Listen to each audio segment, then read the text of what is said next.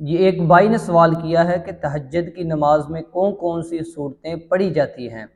مجھے ایک ہی صورت آتی ہے، سورت اخلاص قل هو اللہ۔ اور کیا میں تہجد میں یہ صورت پڑھ سکتا ہوں؟ دیکھیں، یہ جو آپ نے سوال کیا ہے کہ تہجد کی نماز میں کون کون سی صورتیں پڑھی جاتی ہیں، تو یہ جو تہجد کی نماز ہے، اس تہجد کی نماز میں کوئی خاص صورتیں نہیں پڑھی جاتی۔ اور بعض لوگ یہ سمجھ رہے ہوتے ہیں کہ یہ جو تہجد کی نماز ہم پڑھتے ہیں 8 رکعت، 8 پڑھتے ہیں یا 12 پڑھتے ہیں، تو اس میں جو پہلی رکعت ہے اس میں ہم 8 مرتبہ سورہ اخلاص پڑھیں گے، اس کے بعد جو دوسری رکعت ہے اس میں ہم 7 مرتبہ پڑھیں گے، اور جیسے ہی یہ ہم پڑھتے جائیں گے، پیچھے کی طرف آتے جائیں گے، تو ایک ایک سورت کم ہوتی جائے گی، اور جب ہم 8ویں رکعت پڑھیں گے تو اس میں 1 مرتبہ سورہ اخلاص پڑھیں گے۔ تو یاد رکھ لیجئے گا، یہ جو نماز تہجد پڑھنے کے طریقے ہیں یہ مستحب ہیں، جتنے بھی طریقے ہیں یہ تمام طریقے مستحب ہیں۔ ضروری نہیں کہ آپ کو سورہ اخلاص آتی ہے تو آپ نے نماز تہجد کو پڑھنا ہے، نہیں، اگر آپ کو کوئی بھی سورت آتی ہے تو آپ وہ سورت پڑھ سکتے ہیں اس نماز میں۔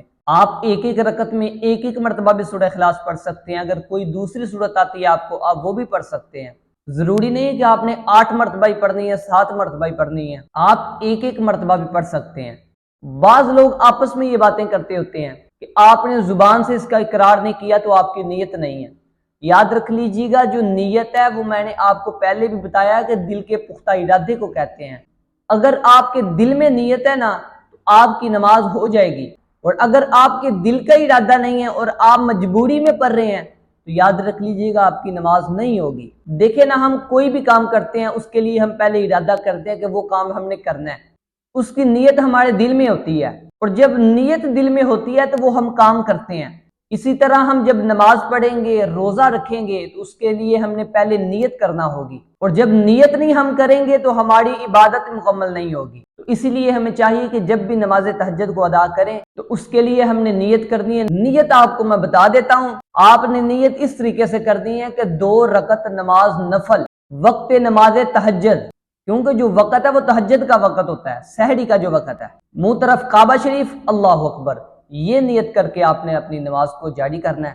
اس کے بعد آپ 2 کر کے اس کو مکمل کریں، اور نماز مکمل کرنے کے بعد آپ اللہ تبارک و تعالیٰ کی بارگاہ میں اپنے گناہوں کی بخشش کی دعا کریں، اپنے رب سے معافی مانگیں، کیونکہ یہ جو مہینہ چل رہا ہے یہ ماہ رمضان المبارک کا بابرکت مہینہ ہے، اور اس مہینے میں جو بھی دعا مانگی جائے اللہ تبارک و تعالیٰ اس دعا کو ضرور قبول فرماتا ہے۔ تو امید کرتے ہیں کہ آپ اس ماہ رمضان المبارک میں زیادہ سے زیادہ اللہ تبارک و تعالیٰ کی بارگاہ میں اپنے گناہوں کی بخشش کی دعا مانگیں گے۔